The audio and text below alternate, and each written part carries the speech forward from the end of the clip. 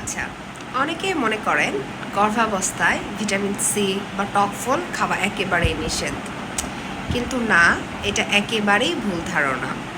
আজকের ভিডিওতে আমি আপনাদেরকে এ বিষয়ে একটু ধারণা দেওয়ার চেষ্টা করব।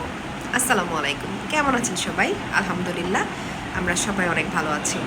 তো আজকের আমার ভিডিওর বিষয় হচ্ছে গর্ভাবস্থায় ভিটামিন সি বা টক জাতীয় ফল খাওয়া যাবে কিনা, বা যে কোনো অপারেশনের পরে টক জাতীয় ফল খাওয়া যাবে কিনা। তো যদি প্রথম টপিক্সে আসি, হ্যাঁ, গর্ভাবস্থায় আপনি অবশ্যই টক জাতীয় ফল খেতে পারবেন, যেমন ধরেন কমলা, স্ট্রবেরি, হ্যাঁ, এই টাইপের টক জাতীয় ফল আরও যা আছে, হ্যাঁ, আপনি খেতে পারবেন। কিন্তু কি আপনি কি কমলা খেতে বলেছি দেখে বসে বসে নিজেই 1 কেজি কমলা খেয়ে ফেলবেন? এমন তো না, তাই না? তাহলে আপনি গর্ভাবস্থায় অবশ্যই টক জাতীয় ফল খেতে পারবেন, কিন্তু অবশ্যই সেটা পরিমাণ মতো। এখন পরিমাণটা কেমন হবে? পরিমাণটা তো বললামই, যেটাকে হচ্ছে অল্প বলে। হ্যাঁ, আপনি একটা কমলা খেতে পারবেন, কিন্তু তার মানে এই না যে আপনি বসে বসে 1-2 কেজি কমলা একাই খেয়ে ফেলেছেন।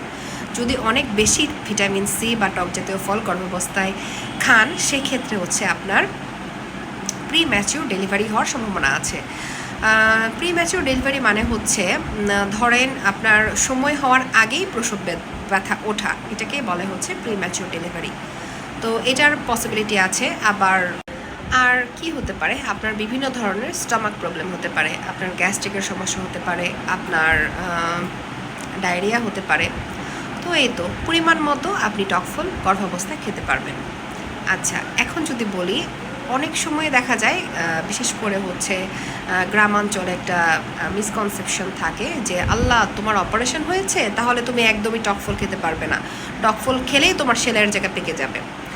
তো না, এটাও একদম ভুল ধারণা। যে কোনো অপারেশনের পরে বরঞ্চ টক ফল খাওয়া ভালো, সেটাও কিন্তু পরিমাণ মতো। কোনো জিনিসই মানে এক্সেস ভালো না, তাই না? তো আপনি যদি পরিমাণ মতো টক ফল খান, আপনার সেটা ইমিউনিটি ইমপ্রুভ করবে এবং আপনার সেটা হিলিংয়ে সাহায্য করবে। আপনি অবশ্যই যে কোনো অপারেশনের পরে টক ফল খেতে পারবেন। তো এখন আপনাকে বলা হলো আপনার অপারেশন হয়েছে, আপনি একটু টক ফল খান, আপনি একটু ভিটামিন সি খান। দেখা গেল আপনি রস করে করে আপনি 1 গ্লাস 2 গ্লাস করে করে খাচ্ছেন, সেটাতে তো আপনার প্রবলেম হবেই। কিন্তু কী প্রবলেম হবে?